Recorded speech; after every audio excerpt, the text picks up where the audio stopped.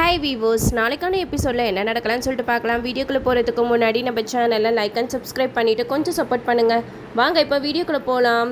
நம்ம சரி உயிரோடு திரும்பி வந்ததுமே நம்ம அபூர்வா சந்திரா கிட்ட சொல்கிறாங்க, நான் தான் உங்ககிட்ட அப்போவே சொன்னலை, இந்த செரி உயிரோட ஒரு இடத்துல ஒளிஞ்சிக்கிட்டு செத்தடா நாடகம் ஆடி என்னையே ஜெயிலுக்கு தள்ளுறது தான் அவங்களோட பிளானே அப்படின்னு சொல்லிட்டு செரி பக்கம் எல்லா பழியையுமே போட்டுறாங்க இந்த அபூர்வா.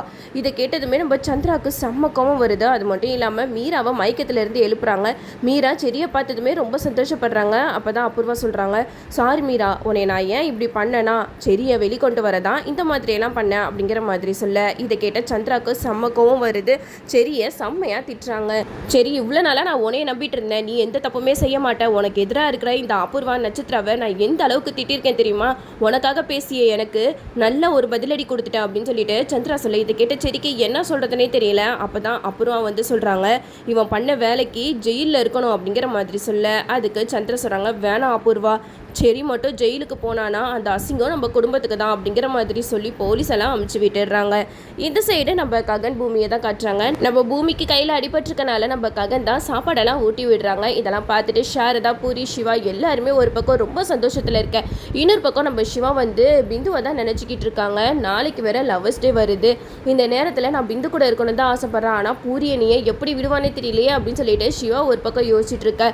இந்த சைடு நம்ம பூரி வந்து சிவா கிட்ட பேசுகிறாங்க, நாளைக்கு லவர்ஸ் டே ஏதாவது பிளான் வச்சுருக்கீங்களா அப்படிங்கிற மாதிரி கேட்க. அப்போது சிவா வந்து மனசில் நினைக்கிறாங்க, நான் எல்லா பிளானுமே பிந்து கூட தான் வச்சுருக்கேன், உன்கிட்ட இதை எப்படி சொல்லுவேன் பூரி, உன்னையே என்னால் கஷ்டப்படுத்த முடியலையே அப்படின்னு சொல்லிட்டு சிவா உள்ளுக்குள்ளேயே புழுங்கிட்டு இருக்கேன். இன்னொரு பக்கம் பூரி வந்து சிவா கிட்ட கேட்குறாங்க, என்ன சிவா நான் பாட்டு கேட்டுட்டு இருக்கேன், அமைதியாக இருக்கீங்க அப்படிங்கிற மாதிரி சொல்ல, இதை கேட்ட சிவா சொல்கிறாங்க, இல்லை எனக்கு இதெல்லாம் எப்படி செலிப்ரேட் பண்ணுறது தெரியாது அப்படிங்கிற மாதிரி சொல்லிட்டு போயிடுறாங்க. இதுலேருந்து பூரி வந்து ஒரு விஷயத்த புரிஞ்சுக்கிறாங்க, எதுக்காக சிவா நம்மளை விட்டு தள்ளி போகிறாரு ஒன்றுமே புரியலையே அப்படின்னு சொல்லிட்டு கவலையில் இருக்கும்போது பூமி கிட்ட சொல்கிறாங்க, அண்ணி எனக்கு என்னமோ சிவா மேலே டவுட்டாக இருக்குது, சிவா உண்மையிலேயே இந்த கல்யாணத்துக்கு ஒத்துக்கிட்டானா, அப்படி இல்லைனா என் அண்ணா அம்மாக்காக ஒத்துக்கிட்டானான்னு புரியலையே அப்படிங்கிற மாதிரி சொல்ல, இதை கேட்டால் பூமி சொல்கிறாங்க, என்ன பூரி இப்போ வந்து இப்படியெல்லாம் சொல்லிக்கிட்டு இருக்க அப்படிங்கிற மாதிரி கேட்க. அதுக்கு பூரி சொல்கிறாங்க, ஆமாம் அண்ணி, எனக்கு என்னமோ அந்த சிவாவுக்கு என் மேலே இஷ்டம் இல்லைன்னு தான் தோணுது, நான் ஆசாசியாக போய் பேசுகிறேன், அவன் வந்து எதுவுமே பதில் கொடுக்காம போயிடுறான் அப்படிங்கிற மாதிரி சொல்லும்போது நம்ம பூமிக்கு மனசுக்குள்ளே ஒரு மாதிரியாக இருக்குது. அப்போது சிவா ஏதோ ஒரு விஷயத்த நம்ம கிட்ட இருந்து மறைக்கிறான் அப்படின்னு சொல்லிட்டு பூமி புரிஞ்சுக்கிறாங்க. எப்படியாவது நம்ம சிவா கிட்ட கேட்டு தெரிஞ்சுக்கணும் அப்படின்னு சொல்லிட்டு சிவா கிட்ட உண்மையை கேட்கறதுக்காக போறாங்க. இந்த சைடு நம்ம சந்திராவை தான் காட்டுறாங்க. லவர்ஸ் டே அதுமா நம்ம அபூர்வாவை இம்ப்ரெஸ் பண்ணணும் அப்படின்னு சொல்லிட்டு சந்திரா பூ எடுத்துகிட்டு போகிறாங்க. அது மட்டும் இல்லாமல் அபூர்வாவுக்கு காஃபியும் கையோட கொண்டு போகிறாங்க. இதை பார்த்ததுமே நம்ம அபூர்வா பயங்கரமாக அதிர்ச்சி அடைகிறாங்க. என்னது இது, நேற்றெல்லாம் கோவமாக திட்டினவர் இப்போ என்னன்னா பூவோட நிற்கிறாரு, ஒன்றும் புரியலையே அப்படின்னு சொல்லிட்டு யோசிச்சுட்டு இருக்கும்போது தான் நம்ம சந்திரா சொல்கிறாங்க, சாரி அபூர்வா, அந்த கேபி செரி போட்ட பிளானில் நீ வந்து சிக்கியிருக்க அப்படின்னு தெரியாமல் நான் உன்னைய பற்றி இவ்வளோ நாளாக தப்பாக புரிஞ்சுக்கிட்டு இருந்திருக்கேன். ஆனால் இப்போ தான் எனக்கு தெரிஞ்சிச்சுல, அந்த சோபா சந்திராவோட மரணத்துக்கு பின்னாடி நீ காரணம் இல்லைன்னு எனக்கு நல்லாவே தெரியும், இருந்தாலும் அவங்க நீ தான் காரணம் அப்படின்னு சொல்லிட்டு என்னை நம்ப வைக்கிறதுக்கு என்னென்னமோ பண்ணி பார்த்தாங்க. கடைசியில் அது எதுவுமே செல்லுபடியாகலை.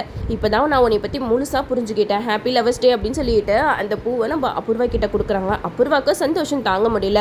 இந்த சைடு நம்ம பூமி, ககன், பூரி, சிவா இவங்க எல்லாருமே லவர்ஸ் டேவை செலிப்ரேட் பண்ணுறதுக்காக ஒரு இடத்துக்கு போகிறாங்க. ஆனால் சிவாவுக்கு முகத்தில் சந்தோஷமே இல்லை. அப்போ தான் பூமி வந்து கேட்குறாங்க, என்னாச்சு சிவா, நீ ஏன் ஒரு மாதிரி அப்செட்டாகவே இருக்க அப்படிங்கிற மாதிரி கேட்க. அப்போது சிவா வந்து அக்கா கிட்ட பேசாமல் உண்மையை சொல்லிடலாமா அப்படின்னு சொல்ல வரும்போதெல்லாம் அவங்களுக்கு ஏதோ ஒரு விஷயம் தடுக்குது. அப்போ தான் பூமி சொல்கிறாங்க, இங்கே பாரு சிவா, பூரி ரொம்பவே ஆசைப்படுறா, நாங்கள் போகிற இடத்துக்கு நீயும் கண்டிப்பாக வரணும் அப்படின்ட்டு நம்ம சிவாவை வந்து ரொம்ப ஃபோர்ஸ் பண்ணி கூட்டிகிட்டு போகிறாங்க. அப்போ தான் பூமி போயிட்டு பூரி கிட்ட சொல்கிறாங்க, பூரி, சிவா வந்து இந்த ஃபங்க்ஷனுக்கு ரொம்ப சந்தோஷமாக தான் வரா, நீ எதுக்கும் கவலைப்படாத அப்படின்னு சொல்லிட்டு பூரி கிட்ட சொல்ல, பூரியும் சந்தோஷமாக ஃபங்க்ஷனுக்கு கிளம்புறாங்க. அங்கே போயிட்டு எல்லாருமே ஃபங்க்ஷனில் ரொம்ப சந்தோஷமாக இருக்க. இன்னொரு பக்கம் நம்ம சிவா பிந்துவை தான் தேடிட்டு இருக்காங்க. பிந்து இந்த ஃபங்க்ஷனுக்கு நீ வந்தால் எவ்வளோ நல்லா இருக்கும் அப்படின்னு சொல்லிட்டு சிவா வந்து பிந்துவை தேடிட்டு இருக்க. பிந்து கரெக்டாக இந்த ஃபங்க்ஷனுக்கு வந்துருந்தாங்க. நம்ம சிவா பிந்துவை பார்த்ததுமே ரொம்ப சந்தோஷப்படுறாங்க. பிந்து நான் ஆசைப்பட்ட மாதிரி நீ இந்த ஃபங்க்ஷனுக்கு வந்துட்டியே அப்படின்னு சொல்லிட்டு ரொம்ப சந்தோஷத்தில் துள்ளி குதிச்சுக்கிட்டு இருக்காங்க. ஆனால் ஒரு பக்கம் பூரியை பக்கம் பாவமாக தான் இருக்குது. சிவா உண்மையை சொல்லிட்டாவது பூரியோட மனசு மாறிடும். ஆனால் சிவா ஒவ்வொரு நாளும் உண்மையை சொல்லாமல் தள்ளிக்கிட்டே போகிறது நம்ம பூரியோட மனசை தான் ரொம்பவே பாதிக்கும்.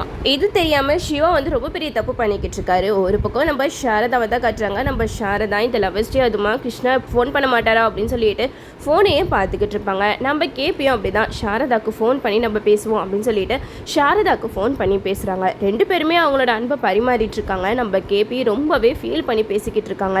சாரதா, நான் உனக்கு துரோகம் பண்ணுறேன் அப்படின்னு தெரிஞ்சு கூட நீ என்னைய இன்னும் மனசால் காதலிச்சுட்டு இருக்க, அது எவ்வளோ பெரிய விஷயம் தெரியுமா அப்படின்னு சொல்லிட்டு கேபி கேட்க, அதுக்கு சாரதா சொல்கிறாங்க, என் மனசில் என்றைக்குமே உங்களுக்கான இடம் அப்படியே தான் இருக்கும் அப்படின்னு சொல்லிட்டு நம்ம சாரதா ஒரு பக்கம் சொல்ல, இதெல்லாம் கேட்டுட்டு நம்ம கேபி வந்து ரொம்ப எமோஷ்னலாக பேசிக்கிட்டு இருக்காங்க. டக்குன்னு நம்ம மீரா பின்னாடி வந்து நிற்கிறாங்க. மீரா வந்ததுமே நம்ம கேபிக்கு என்ன பண்ணுறதுனே தெரியல. மீரா கேட்குறாங்க, என்ன யார்கிட்ட ஃபோனில் கொஞ்சம் கலாய் பேசிக்கிட்டு இருக்கீங்க அப்படிங்கிற மாதிரி கேட்க, உடனே நம்ம கேபி வந்து, என்ன மீரா, எப்போவுமே என்னை பற்றி நீ தப்பாக தான் புரிஞ்சுப்பியா? நான் ஃபோன்லலாம் பேசிக்கிட்டு இல்லை, நான் யார்கிட்ட பேசிக்கிட்டு இருக்கேன் தெரியுமா? உன்கிட்ட தான் என் மனசில் இருக்கிறதெல்லாம் சொல்லிக்கிட்டு இருக்கேன் அப்படின்னு சொல்லிட்டு ஒரு பக்கம் கேபி வந்து மீரா கிட்ட பேசுகிற மாதிரி அப்படியே பிளேட்டை மாற்றி போட்டுட்டாங்க. நம்ம மீராவும் அதை நம்பிடுறாங்க. இந்த சைடு நம்ம சாரதா கேபி போட்ட மோதிரத்தை அப்படியே பார்த்துக்கிட்டே இருக்காங்க. அவங்க 2 பேரோட பழைய நினைவுகள் எல்லாம் நம்ம சாரதா நினச்சி பார்த்துக்கிட்டு இருக்காங்க. இந்த சைடு நம்ம செரி நட்சத்திராவை தான் காட்டுறாங்க.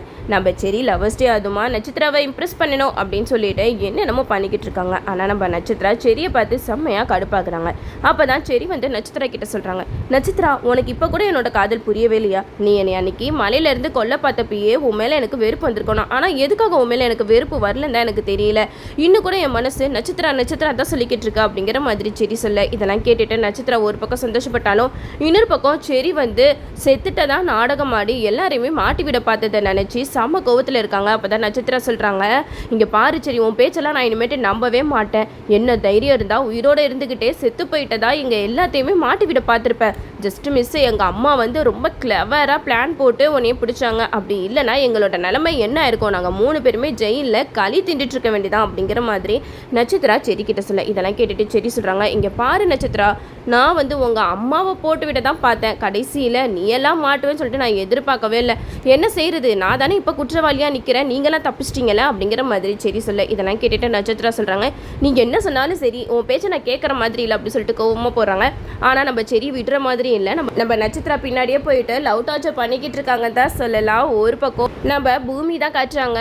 அங்கே ஒரு ஃபங்க்ஷன் நடந்துட்டுருக்கு. அந்த ஃபங்க்ஷனில் தான் ககன், பூமி, பூரி, சிவா எல்லாருமே இருக்காங்க. அதில் ஒவ்வொருத்தவங்களுக்கும் ஒரு போட்டி இருக்கும். அதில் அவங்களோட லவ் ஸ்டோரியை வந்து ஷேர் பண்ணிக்கலாம் அப்படிங்கிற மாதிரி சொல்ல, அப்போ தான் சிவா கிட்ட பூமி சொல்லுவாங்க, சிவா நீ போயிட்டு உன்னோட லவ் ஸ்டோரியை எல்லாருக்குமே ஷேர் பண்ணு அப்படிங்கிற மாதிரி சொல்லும்போது நம்ம சிவா ரொம்பவே தயங்கிட்டு இருப்பாங்க. அது மட்டும் இல்லாமல் பிந்து அங்கே இருக்கிறத பார்த்துட்டு பிந்து கிட்ட போய் பேசுவாங்க. பிந்து, நீ எங்கே இந்த ஃபங்க்ஷனுக்கு வராமல் போயிடுவோன்னு பயந்துட்டேன்.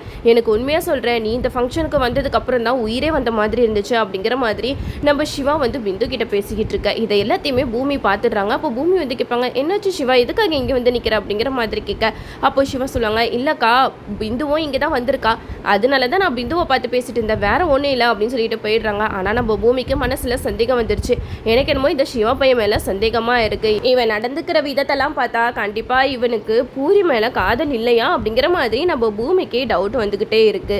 இவனை கொஞ்சம் ஒரு கண்ணு வைக்கணும், அப்போ தான் உண்மை என்னங்கிறத நம்மளால் கண்டுபிடிக்க முடியும் அப்படின்னு சொல்லிட்டு நம்ம பூமி முடிவு பண்ணுறாங்க. அது மட்டும் இல்லாமல் பிந்து சிவாவை எமோஷ்னலாக பார்க்குறதும் சிவா பிந்துவை எமோஷ்னலாக பார்க்குறதும் மாறி 2 பேருமே ரொம்ப எமோஷ்னலாகவே பார்த்துக்கிட்டு இருக்காங்க. இதெல்லாம் பார்த்துட்டு நம்ம பூமிக்கு இன்னும் சந்தேகம் வந்து கன்ஃபார்மே ஆகிடுச்சுன்னு சொல்லலாம். இதுக்கப்புறம் நம்ம பூமி என்ன பண்ண போகிறாங்க, அவங்களோட லவ் ஸ்டோரியை எப்படிலாம் ஷேர் பண்ண போகிறாங்க அப்படின்னு சொல்லிட்டு அடுத்த ரிவ்யூவில் பார்ப்போம். ஓகே வியூவர்ஸ், என்னோட ரிவ்யூ உங்களுக்கு பிடிச்சிருந்தா லைக் பண்ணுங்கள், மறக்காம நம்ம சேனலை சப்ஸ்கிரைப் பண்ணிடுங்க.